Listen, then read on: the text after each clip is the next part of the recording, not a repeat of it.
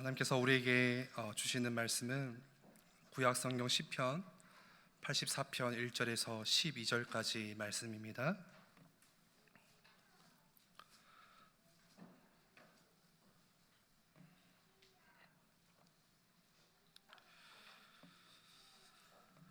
지난주 박강종 목사님께서 고라에 대해서 조금 말씀을 하셔가지고 그거에 이어서 좀 같이 말씀을 나누고자 합니다. 시편 84편 1절에서 12절까지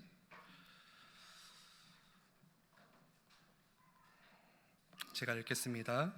만군의 여호와여, 주의 장막이 어찌 그리 사랑스러운지요. 내 영혼이 여호와의 공정을 사모하여 쇠약하며 내 마음과 육체가 살아계시는 하나님께 부르짖나이다. 나의 왕 나의 하나님, 만군의 여호와여, 주의 제단에서 참새도 제 집을 얻고 제비도 새끼둘 보금자리를 얻었나이다. 주의 집에 사는 자들은 복이 있나니 그들이 항상 주를 찬송하리이다. 주께 힘을 얻고 그 마음에 시온의 대로가 있는 자는 복이 있나이다. 그들이 눈물 골짜기로 지나갈 때에 그곳에 많은 샘이 있을 것이며 이른 비가 복을 채워 주나이다. 그들은 힘을 얻고 더 나아가 시온에서 하나님 앞에 각기 나타나리이다. 만군의 하나님 여호와여, 내 기도를 들으소서. 야곱의 하나님이여, 귀를 기울이소서. 우리 방패이신 하나님이여, 주께서 기름 부으신 자의 얼굴을 살펴보옵소서. 주의 궁정에서의 한날이 다른 곳에서의 첫날보다 나은즉 악인의 장막에 사는 것보다 내 하나님의 성전 문지기로 있는 것이 좋사오니 여호와 하나님은 해요 방패이시라. 여호와께서 은혜와 영화를 주시며 정직하게 행하는 자에게 좋은 것을 아끼지 아니하실 것임이니이다. 만군의 여호와여, 주께 의지하는 자는 복이 있나이다. 아멘. 목회자가 해야 될 가장 중요한 일이 뭡니까? 어쩌든지 교인들에게 많은 다양한 어떤 이 성경의 지식들을 가르치는 것, 그게 아니죠. 그리고 아주 깊게 이 성경 공부를 가르치는 것, 그것도 아닙니다. 목회자가 해야 될 가장 중요한 일은 지금 성도님들이 어디서 안 되고 있는지, 어디서 실패하는지 그거를 얘기해 줄 수 있어야 되겠죠. 그리고 어디서 그 실패를 이제는 딱 끊을 수가 있는지, 무엇을 붙잡아야 되는지, 무엇을 붙잡고 힘을 얻을 수 있는지 그 부분을 얘기해 줄 수 있어야 돼요. 기독교 그 서적 중에 야베스의 기도라는 책을 아마 읽어보셨거나 또 집에 이렇게 소장하고 계신 분들이 많이 계실 겁니다. 근데 우리나라에서 굉장히 많이 팔리기도 하고 히트를 쳤죠. 근데 그 야베스의 기도를 이렇게 썼던 저자가 그런 이야기를 했어요. 어느 한 젊은 부부가 한 목사님께 급하게 전화를 걸었대요. 밤늦게. 얼마나 이게 급한 일이었는지 이 전화기 너머 수화기 너머에 들리는 목소리가 아직도 이렇게 마음이 진정이 안 돼가지고 그 부부가 떨리는 목소리로 그렇게 이야기를 하는데, 무슨 이야기를 했냐면요, 목사님, 지금 우리 부부가, 우리 가정이 너무 어렵게 되어가지고 이제 서로 이렇게 결혼이 파행으로 끝날 것 같은데 마지막으로 목사님을 찾아뵙고 조금 이렇게 말씀을 드리고 싶습니다. 굉장히 그 부부에게는 중요한 이 어떤 갈등의 문제, 그걸 가지고 이제 목사님께 전화를 걸었던 거죠. 그래서 이제 목사님과 만나게 된 거예요. 근데 마침 그때 목사님이 뭘 하고 계시냐면은 오랜 시간 동안, 오래전부터 성경 공부, 연구. 근데 어떤 연구를 하셨냐면 이제 많은 그런 논술 자료, 또 많은 이런 중요한 이 자료 정보들을 참고해 가지고 성막에 대해서 이제 연구를 계속 하셨던 거죠. 그러다가 이제 이 젊은 부부가 도착을 했는데 자리에 앉았어요. 그리고 앉자마자 그 목사님이, 자, 출애굽기를 봅시다. 그리고 나서 이제 성막에 대해서 이야기를 하나씩 시작하시는 거예요. 이미 목사님은 성막에 대한 연구가 너무 완벽하게 준비가 됐기 때문에 성막에서 쓰이는 도구들이 어떤 건지, 뭐 물두멍, 또 이렇게 번제단, 금촛대 그런 기구들부터 또 성소와 지성소의 위치들, 역할들 그런 것들을 막 설명을 하시는데, 설명을 하다 보니까 이제 목사님들이 저지르는 이게 범하는 실수 중에 하나가 흥분을 많이 합니다. 이게 막 혼자 흥분해가지고 그 설명을 이 성막에 대해서 막 이야기를 하는 거예요, 부부에게. 그러면서 스스로 생각하기를, 어떻게 이렇게 방대한 어마어마한 이 어려운 이 내용들을, 자료들을 잘 조목조목 내가 설명을 잘 할 수 있을까? 어떻게 이렇게 내가 할 수 있지? 거기에 막 심취하고 신이 난 거죠. 그래서 막 흥분하면서 이제 성막에 대해서 막 이야기를 이어간 겁니다. 지금 이 목사님은 아주 이 중요한 하나님의 말씀을 선포하고 있는 중이죠. 그리고 그 하나님의 말씀은 우리가 아시듯이 1.1획도 변하지 않는 말씀이잖아요. 그런 능력의 말씀을 지금 선포하고 있는 거예요. 그런데 그러다가 앞에 앉아있는 부부를 힐끗 이렇게 쳐다보니까 자기만 흥분했지 이 부부들은 전혀 흥분하지 않은 거예요. 그 이야기에 대해서, 성막에 대해서. 그래서 목사님이 속으로 생각을 하는 겁니다. 이게 문제다. 요즘 젊은 사람들이 말씀을 안 듣는구나. 어떻게 이 중요한 말씀을 안 들을 수가 있을까? 이런 생각을 혼자 하신 거예요. 그래서 이제 설명을 하다가 이제 시간이 한참 지났는데, 진짜로 이제 중요한 이 성막의 이 덮개를 어떻게 덮어야 되는지, 어떤 실을 꼬아가지고 어떤 색을 가지고 이렇게 해야 되는지, 그것들을 막 설명을 시작하려던 찰나에 그때 부부가 이제 자리에서 일어난 거예요.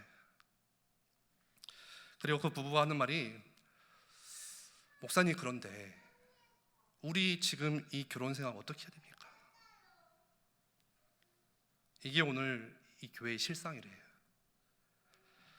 그래서 그 야베스의 기도를 썼던 저자가 그런 이야기를 했어요.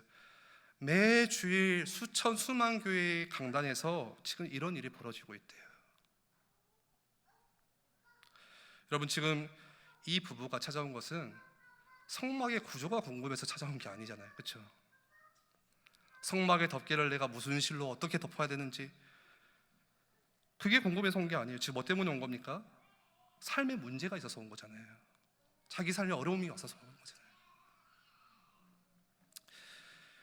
대부분의 교육자들이, 목사님들이 설교 준비를 잘하죠. 그래서 일주일 동안, 또 오랜 시간 동안 많은 책을 참고해서 연구하고, 또 필요에 따라서 그 성경에 강의된 어떤 이 주석들로 찾아서 한번 비교해서 봐보기도 하고, 그런 작업들을 합니다. 그리고 더 이제 좀 위대하신 분들은 논문도 찾아서 읽어봐요. 이 본문에 대한 논문, 그리고 주제에 대해서, 그리고 이제 원어도 비교해서 봐보기도 하고, 정확한 이제 올바른 말씀을 전하려고 하는 작업들이죠.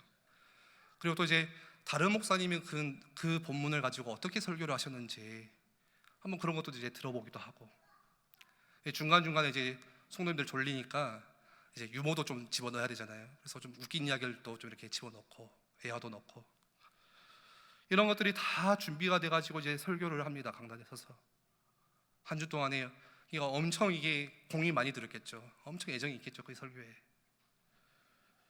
그런데 그것과 그 설교를 듣는 교인들은 지금 그것 때문에 교회 온 게 아니거든요. 지금 나한테는 뭐가 있어요? 다른 문제가 있어요. 해결되지 않는 뭔가의 자기의 그런 습관적인 죄의 문제, 이게 언제 들어온지 몰라요. 아주 젊은 시절에 들어왔던 그 습관이 계속 그 습관 하나가 자기를 계속 괴롭히는 거예요. 그것 때문에 지금 교회에 와 있는 거예요. 그래서 교회 문을 두드리고 지금 교회에 와서 앉아 있는 거고, 지금 뭔가 자기 자녀에게 심각한 문제가 터진 거예요. 이걸 어찌해야 될지를 몰라가지고 밤새 뜬 눈으로 지새다가 새벽 아침에 교회 와서 기도하고, 그래서 교회에 앉아 있어요.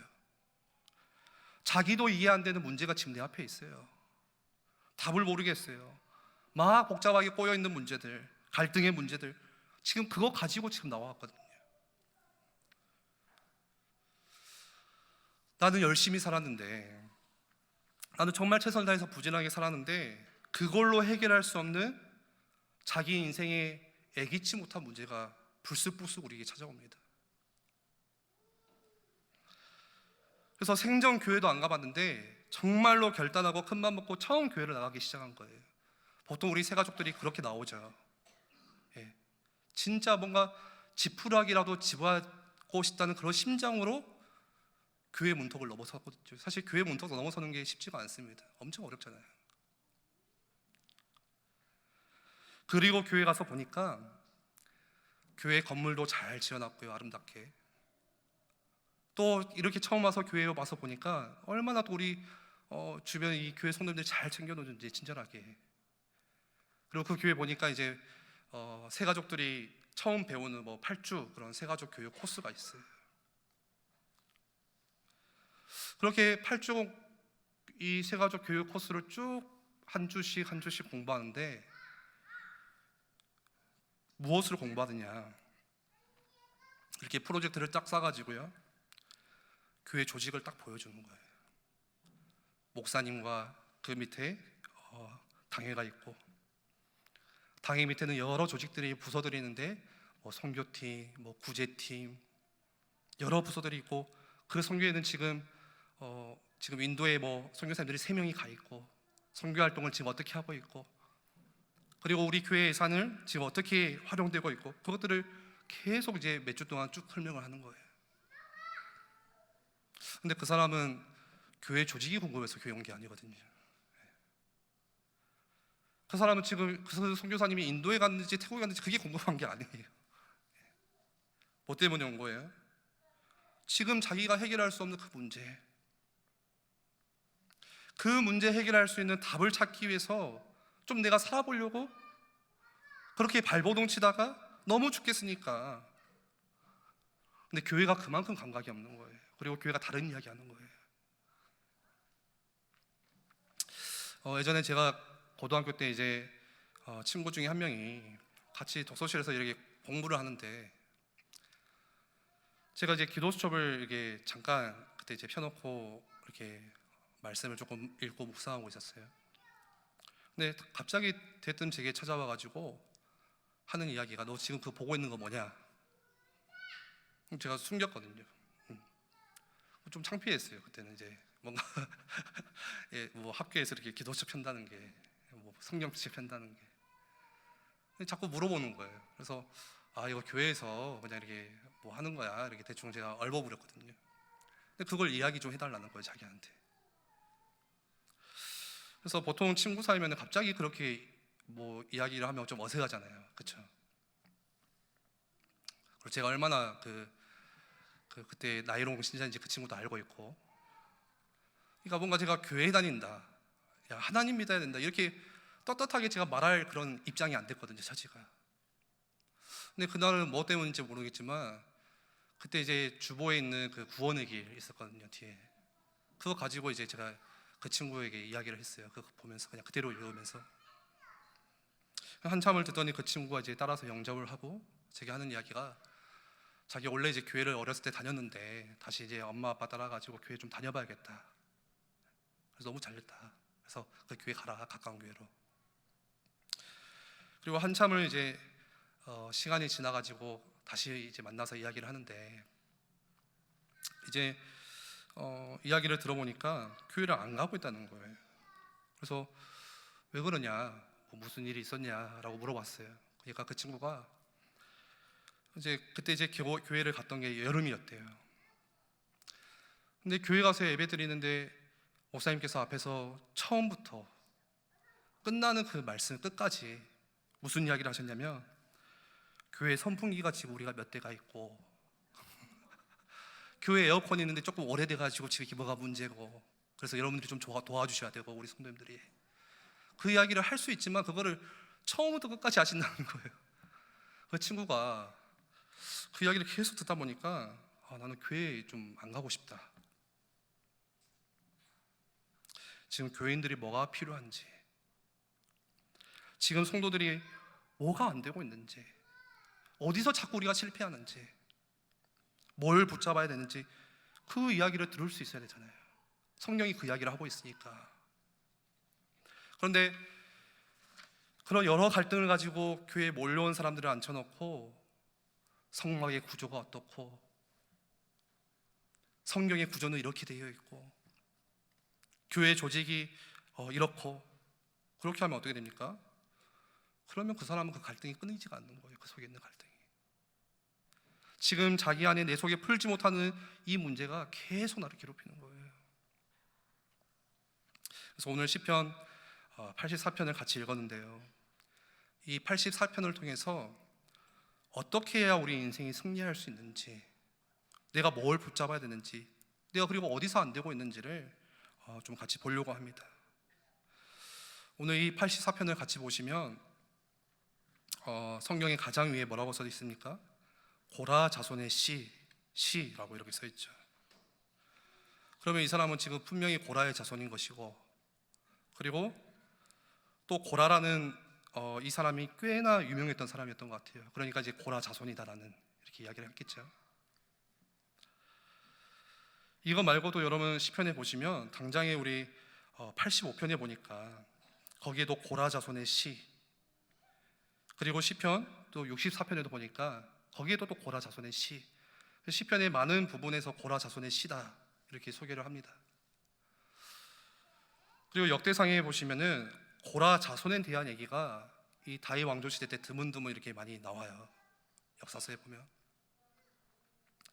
그러면 이 고라라는 사람이 뭐를 했던 사람이길래 지금 이 사람들은 내가 고라 자손이요, 내가 고라 자손인데 그 시를 썼다라고 이야기합니까?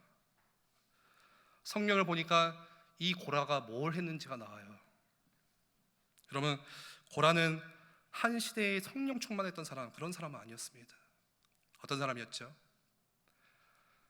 이 모세와 함께 레위 자손 중에서도 가장 성전 안에서 중요한 일을 도맡아서 했던 사람이었어요, 고라가. 근데 그 사람이 뭐합니까? 반역을 해요. 지난주에도 수요예배 때 말씀을 주셨죠. 어떤 반역을 했습니까? 각 지파마다 중요한 리더들을 고라가 모아가지고 이야기를 하는 거예요.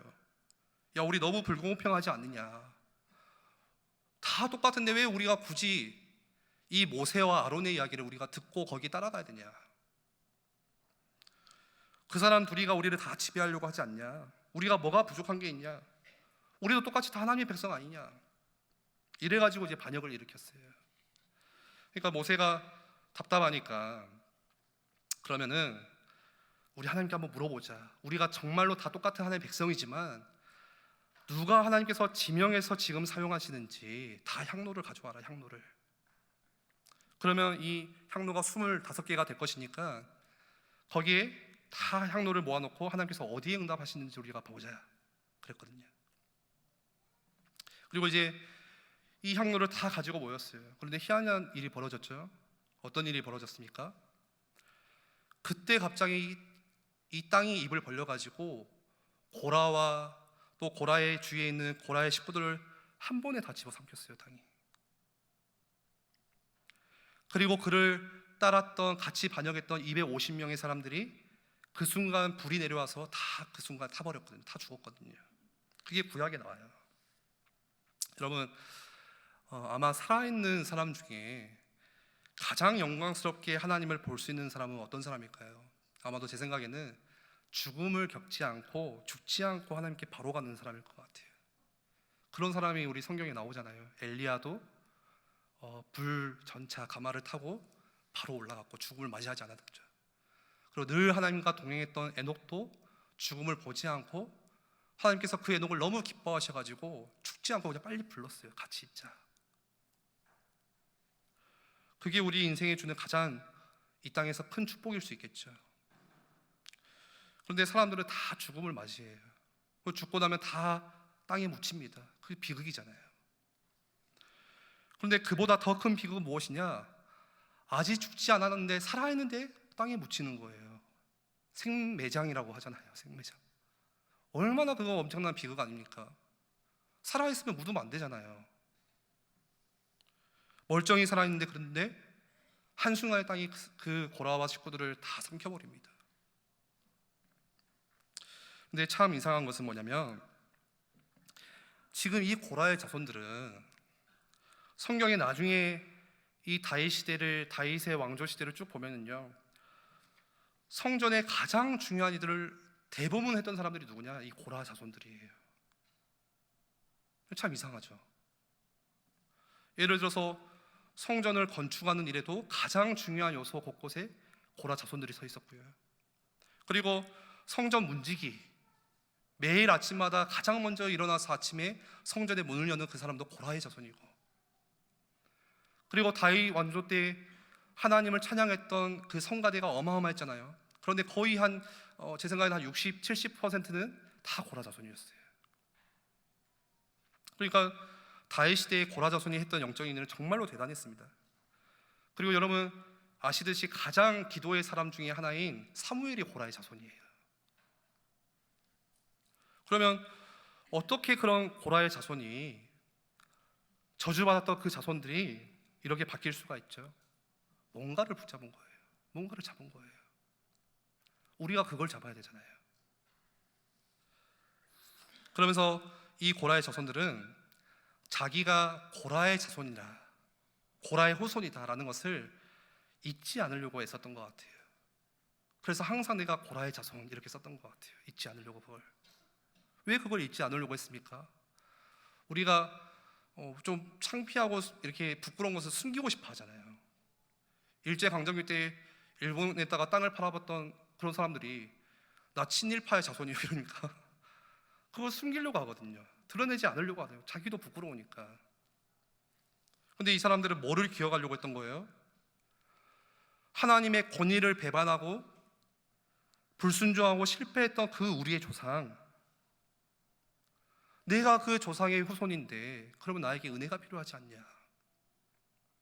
내가 똑같이 그 일을 당해서 안 되지 않냐? 그래서 어디로 가야 되죠? 나는 어쩌든지 나는 예배 가운데 가야 된다. 그게 내가 사는 길이다. 하나님의 은혜 속으로 하나님의 임재 아래 있어야 나는 사는 거다. 그걸 평생 잊지 않으려고 그래서 고라의 자손, 이 타이틀을 늘 가지고 있었어요. 여러분, 이 고라가 자랑스러운 이름이 아니잖아요. 이스라엘 역사 중에 정말 뛰어난 사람도 아니고 가장 어쩌면 저주받은 사람 중에 한 사람이 고라인데, 나는 고라의 자손이요, 나에게는 지금 고라의 피가 흐르고 있어, 그렇게 나는 오늘 더 그리스도가 필요하고 하나님의 은혜가 간절하고, 그렇게 나는 오늘 더 하나님께 나아가 예배해야 되고, 그래서 나는 하나님을 사모해야 되고, 그게 여러분 이 고라 자손에게 아주 한이 맺혔던 것 같아요. 그렇게 생을 걸고 예배를 하는데 고라의 자손이 어떻게 됩니까? 이 다윗 왕조 시대 때 가장 영적인 중요한 일 가운데 영성의 가장 큰 핵심으로 그렇게 자리를 잡았어요. 그래서 다윗 왕조 때 영성을 대변하는 그 사람이 누구냐 하면 고라의 자손들이에요. 그 정도로 축복을 받았거든요. 가장 중요한 하나님의 일에 곳곳마다 요소마다 고라 자손이, 여러분 우리가 그걸 회복하면 되잖아요. 오늘 본문 같이 보시면 1절에 이 고라 자손들이 뭐라고 고백합니까? 그 심정을 한번 보겠습니다. 만군의 여호와여, 주의 장막이 어찌 그리 사랑스러운지요. 내 영혼이 여호와의 궁정을 사모하여 쇠약하며 내 마음과 육체가 살아계시는 하나님께 부르짖나이다. 지금 내 영혼이 여호와의 궁정을 사모하는데 어느 정도로 사모하는 거예요? 몸이 쇠약해질 만큼 사모한대요. 이게 무슨 이야기일까요? 지금 내가 성전을 바라보고 예배를 사모하는 게 어느 정도예요? 내 몸이 상할 만큼, 그렇게 내가 지금 하나님을 간절히 바라보고 있다는 거예요. 여러분, 우리가 사람 간의 사이에도 그럴 때가 있잖아요. 정말 내가 사랑하는 사람, 정말로 내 모든 것을 주고도 아깝지 않은 그 사람을 향한 그 사랑을 내가 다 표현할 수도 없고 줄 수도 없고, 그럴 때 어떻게 됩니까? 몸이 상해요. 그렇죠? 병이 들어요. 그거 무슨 병이라고 합니까? 상상병 걸렸다 그러잖아요. 너무 내가 저 사람을 사랑하는데 내 사랑을 어떻게 이거 다 표현해 줄 수도 없고 줄 수도 없고 막 너무 미치겠는 거예요. 그때 어떻게 돼요? 쓰러져요. 그러면요 병이 찾아와요. 몸이 상해요. 이 피부도 검해지고 막 두드러기도 나요. 몸이 견디지를 못해요. 막 열도 끓고 약도 안 들어요. 그거는 몸이 막 상하는 거죠. 다 표현할 길이 없으니까. 그런 병 한 번씩 걸려 보셨죠? 예. 저 와이프 만나기 전에 걸렸거든요. 가끔 저한테 어떻게 교회에서 만났습니까? 저한테 물어보면은 제가 그런 말을 해줘요. 당당하게 10번 찍어가지고 세상에 안 넘어가는 나무는 한 그루도 없다. 내 와이프 3번 찍었다. 이렇게 제가 좀 약간 자부심 가지고 이야기하거든요. 3번을 거절하더라고요. 첫 번째는 뭐 전도사여서 거절하고, 뭐 두 번째는 뭐 때문에 거절하고. 그러니까 갑자기 제가 좀 이런 말하면 변명입니다만 살이 확 찐 거예요 그때. 그래서 제가 와이프한테 지금도 이야기해요. 너 때문에 내가 살쪘다. 그때 고생해서 뭐 얼굴이 막 두드러기 나고 피부도 상하고 머리도 빠지고 안 그래도 머리 없는데 상상병이에요. 그게 막 죽겠는 거예요. 막 그걸 한번 우리 청춘 때 한번 여러분 회상을 해보세요. 고라의 자손이 지금 성전을 사모하는데 그 정도로 몸이 쇠약해진 만큼 그렇게 사모했대요. 오늘 보니까요 이 시의 배경이 있어요. 지금 이 시는 어떤 상황입니까? 하나님께 예배할 수 있는 상황이 없는 상황이에요. 하나님께 예배할 수 없는 상황에 쓰여진 시예요. 그래서 많은 학자들의 얘기대로 그런 배경이에요. 다윗 왕이 압살롬의 그 반역 때문에 궁정에서 왕궁에서 쫓겨나고 어디로 떠돕니까? 유대 광야를 막 또 도망 다닐 때 그때 고라 자손들도 함께 이 다윗과 쫓겨서 유대 광야를 막 돌아다니고 있는 상황. 그리고 막 이렇게 돌아다니다 보니까 예배하는 날이 되어지면 뭐가 그리운 거예요? 내가 그때 아침마다 성전의 문을 열었던 거. 저기 성전에 위치하고 있는데 거기를 갈 수가 없는 거예요. 멀리서 보이는 그 성전은 보이는데 지금 예배할 수가 없는 거예요. 거기서. 원래 이 고라 자손은 이 다윗이 왕이 되기 전부터 시글락에서부터 함께했던 생사를 함께했던 사람들입니다. 그리고 왕이 되고 나서도 성가대를 맡고 성전의 건축을 맡고 또 중요한 성전의 문지기로서 여러 가지 일을 하다가 그러다가 지금 쫓겨나게 된 거거든요. 그리고 같이 다윗과 나가서 뭘 사모하는 거예요? 예배를 사모하는 거예요. 예배를. 야, 우리가 다시 저 자리 차지해야지. 우리 억울하게 반역 때문에 쫓겨나지 않았냐? 다시 우리 복수해서 그 자리 뺏어야지. 그거 아니라 예배. 그러면서 했던 얘기가 다음 절 3절에도 나오죠. 나의 왕 나의 하나님 만군의 여호와여 주의 제단에서 참새도 제 집을 얻고 제비도 새끼들 보금자리를 얻었나이다. 지금 주의 제단 옆에는 참새도 있어요. 제비도 지금 둥지를 틀고 있을 수 있는데 그래서 거기서 안식하고 있는데 나는 예배할 수가 없는 거예요. 안식할 수가 없는 거예요. 지금 나는 지금 어디에 있어요? 유대광야에 있어요. 지금 상황이 너무너무 안담한 거예요. 얼마나 이 사람들이 예배를 갈망했는지 보세요. 그러면서 나오는 얘기죠. 4절 말씀에 주의 집에 사는 자들은 복이 있나이다. 그 사람이 복 있는 사람이다. 행복한 사람이다. 주의 성소 옆에 사는 저 사람들은 얼마나 행복할까. 아마 우리 코로나 때 그랬던 것 같아요.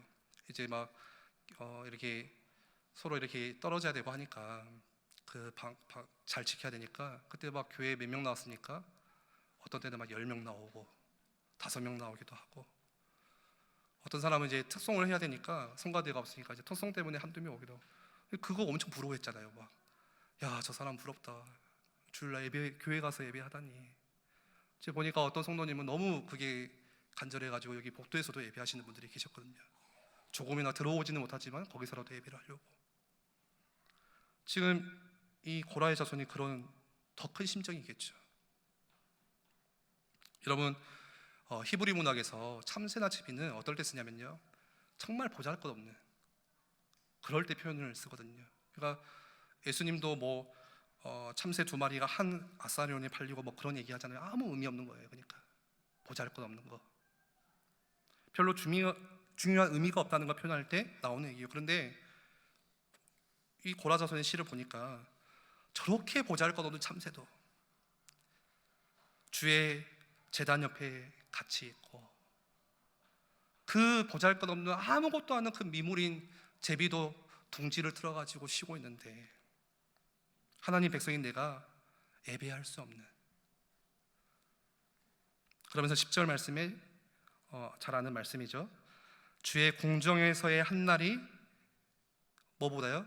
다른 곳에서의 첫날보다, 악인의 장막에 사는 것보다 하나님의 성전 문지기로 그 하루 있는 게 더 좋사오니,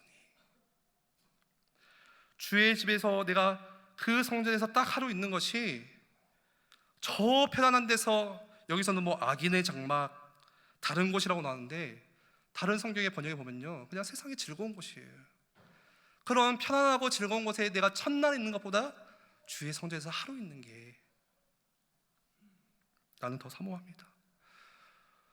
여러분, 세상에 우리 가운데 즐거움을 주는 게 얼마나 많습니까? 여러분, 나를 즐겁게 해주는 거, 내일 우리 쉬잖아요. 얼마나 좋아요. 오늘 벌써 여행 가시는 분들 많을 거예요. 내일 뭐하고 놀까? 어디 갈까? 늦잠 자야지. 우리가 핸드폰만 새로 나와도, 우리 젊은이들이 핸드폰만 새로 나와도 막 설레잖아요. 차 샀다 막 설레잖아요. 우리에게 그렇게 막 즐거움을 주고 유익함을 주는 게 너무너무 많아요. 세상에 너무 재밌어요 그게. 근데 여러분, 복음 편지에 보시면 복음 편지 말씀 뭐라고 하죠?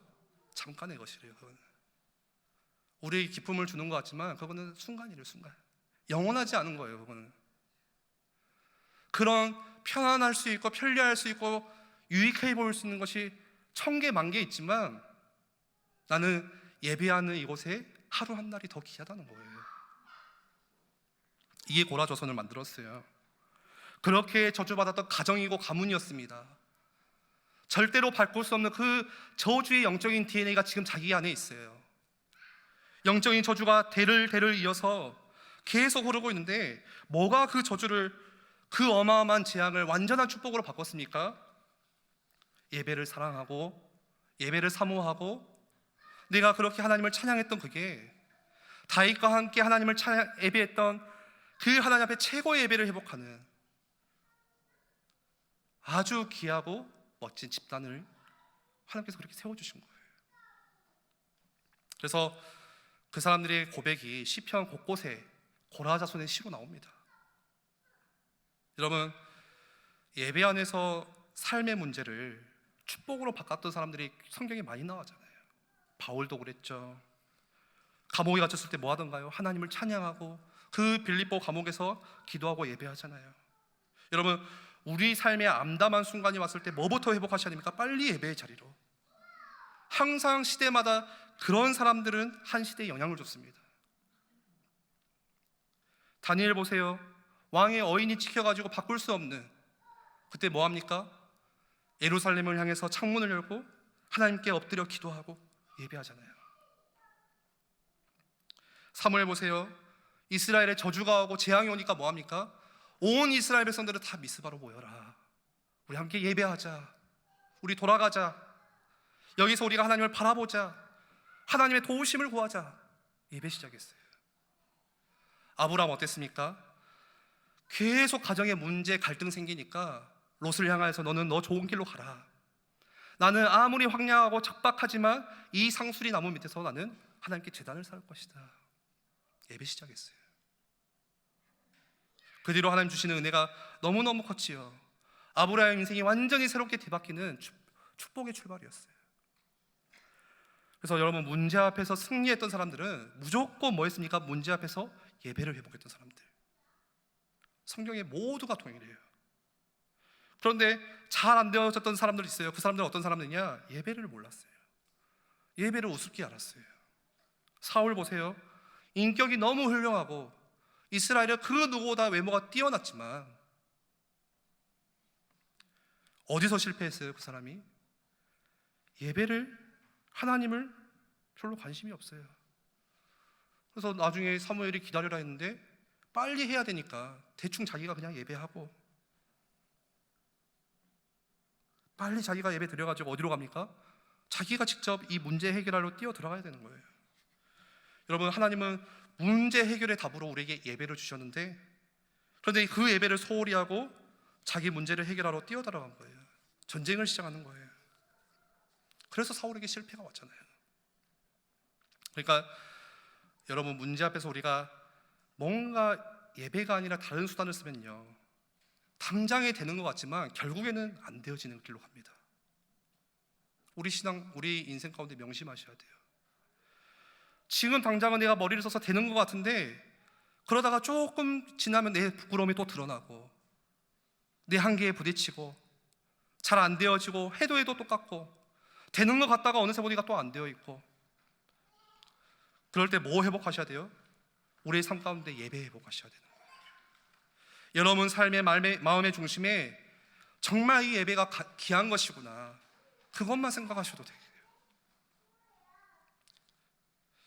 말씀을 정리하면요, 여러분, 선진국이나 후진국이나 배운 사람이나 못 배운 사람이나 똑똑한 사람이나 똑똑하지 않은 사람이나 다 가지고 있는 게 있어요. 그게 뭡니까?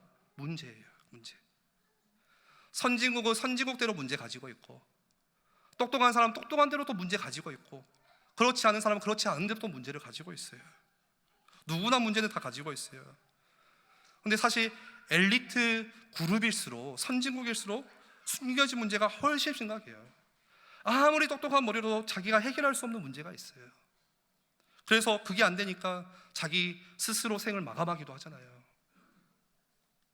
중요한 것은 뭡니까? 근원적인 그 문제의 해결이 없이는 우리 인생이라는 것은 우리의 문제를 절대 풀 수가 없습니다. 똑똑하다고 풀리는 게 아니고, 배웠다고 풀리는 게 아니고, 많이 가졌다고 해서 풀리는 게 아니에요. 여러분, 우리 인생을 하나님의 영광이 떠나면 같이 망합니다. 하나님의 임재가 떠나면, 구약에 보세요, 하나님의 임재가 사라지면 언제나 이스라엘이 재앙 만났거든요. 멸망 찾아왔어요. 하나님의 영광이 성소에서 떠난다, 그러면 실패하는 거예요. 다윗이 그토록 간절히 기도했던 게 뭡니까? 하나님의 영을 나에게 거두지 마옵소서. 그게 인생의 실패니까. 여러분, 우리 인생 아무리 발버둥 쳐도 내 인생 가운데 하나님의 영광이 떠나버리면, 하나님의 임재가 우리 가운데 떠나면요, 그러면 우리 인생 아무리 몸부림쳐도 안 되어져요. 그런데 하나님의 영광과 하나님의 임재가 우리 안에 늘 임하게 하는 방법이 있잖아요. 우리의 가정과 여러분들의 사업처에 하나님의 그 어마어마한 영광이 늘 머물도록 할 수 있는 방법이 있어요. 그게 뭡니까? 예배. 그래서 오늘부터 우리가 다시 예배 회복하시면 돼요. 여보, 예배가 뭡니까? 그냥 주일에 와서 예배하는 것은 우리가 그냥 그 예배의 형식이 하나고, 이 예배의 원래 본질이 뭐예요? 그냥 내가 하나님으로 기뻐하는 거잖아요. 내가 하나님으로 감사하고, 하나님으로 즐거워하고, 하나님 한 분으로 만족하고 행복하고. 그 예배를 드렸던 고라자손, 그 예배를 드렸던 다윗. 여러분, 사실 하나님께서 가장 원하시는 게 뭐예요? 예배잖아요, 예배. 그래서 성경에 우리를 창조하신 이유가 나로 하여금 찬양받기 위해서. 우리는 그렇게 피조물로 지음 받았습니다, 우리가. 그래서 사실 어쩌보면은 전도와 선교보다 더 중요한 게 예배예요. 전도와 선교는 예배하는 자들을 회복하고 찾기 위해서 우리가 하는 도구일 뿐이지, 더 하나님께서 원하시는 것은 예배예요, 예배. 지금 내 가정이 너무 어려운데 어떻게 하면 좋습니까? 예배 시작하시면 돼요. 아니, 목사님, 저는 우리 가정 예배할 수 있는 그런 여건이 안 돼요. 혼자 드리시면 돼요, 혼자. 지금 내가 일하고 있는 직장, 사업처, 갈등이 너무너무 많고 너무 힘든데 어떻게 하면 좋습니까? 여러분, 조금만 일찍 가셔서 예배 시작하세요. 원래 가던 것보다 한 5분만 일찍 가서 사업터에서 하나님의 영광이 임하도록. 그거 사실 어려운 일 아니잖아요. 조금만 내가 일찍 가는 거. 여러분, 매주 주일 강단 말씀 우리 녹취록으로 나오죠. 또 기도 수첩에 우리 매일매일 묵상할 수 있는 것들이 다 적혀 있죠. 그것 가지고 읽으시고 또 기도하시고 혼자 예배하시면 돼요. 이게 안 되고 저게 안 되고 얘기하지 마시고 하나님의 영광이 내 안에 임하면 되는 거예요. 하나님의 임재가 내 속에 임하면 되는 거예요. 하나님의 임재가 우리 자녀들에게, 우리 가정에게, 우리 사업처에게 임하면 되는 것입니다. 예배 중심으로. 그래서 우리가 문제 앞에서 세울 수 있는 가장 위대한 계획이 뭡니까? 바로 예배예요. 예배.